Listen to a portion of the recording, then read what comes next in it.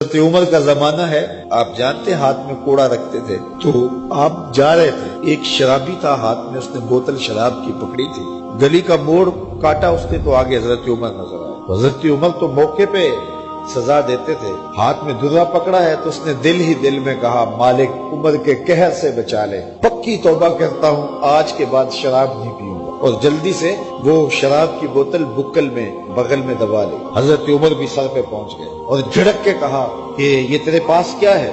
تو ڈرتے ہوئے کہا حضرت سرکہ ہے۔ تو عمر سے کہا نکال، تو جب نکالا تو واقعی سرکہ ہو گیا تھا۔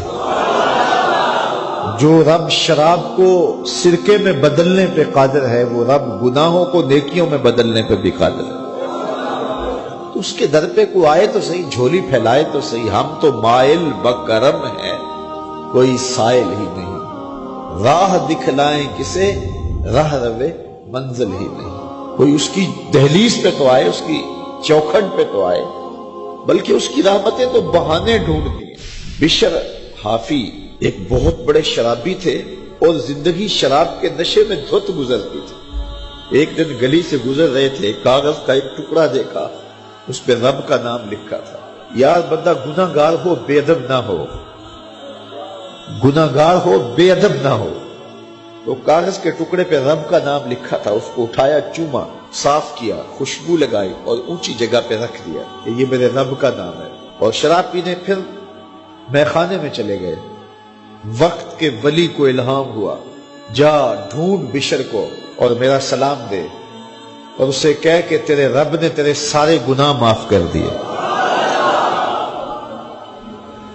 نکلا، پوچھا بشر کون ہے؟ لوگوں نے کہا وہ تو بہت بڑا شرابی ہے۔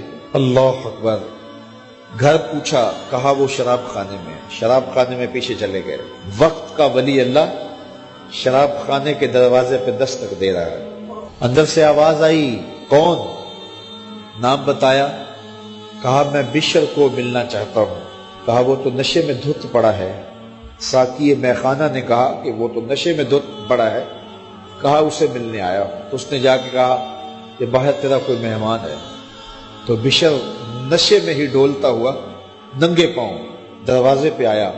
اللہ کا ولی کھڑا تھا، کہا کہ تیرے رب نے تجھے سلام بھیجا ہے، تو نے اس کے نام کی قدر کی تھی اور اس نے تیرے سارے گناہ معاف کر دیے۔ بشر حافی ننگے پاؤں تھے، اس وقت نشے میں تھے۔ نشہ شراب کا تھا، لیکن رب کا سلام آیا تو یہ نشہ اس سے بھی اوپر تھا۔ جھوم اٹھے اور کہا کہ میں اب رب کا سلام آیا ہے تو اب میں ننگے پاؤں تھا، اب ساری زندگی میں جوتا نہیں پہنوں گا۔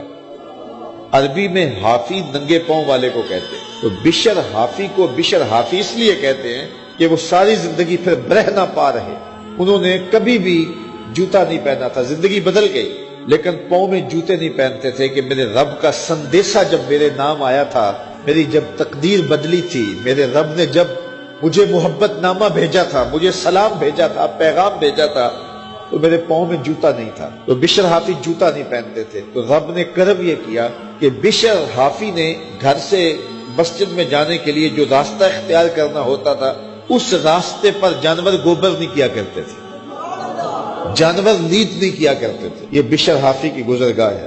ایک دن ایک شخص آیا تو جس راستے سے بشر حافی گزرتے تھے تو وہاں کسی جانور کا گوبر پڑا ہوا تھا۔ اس نے بلند آواز سے کہا، ایھا الناس، لوگوں سن لو، بشر حافی انتقال کر گئے۔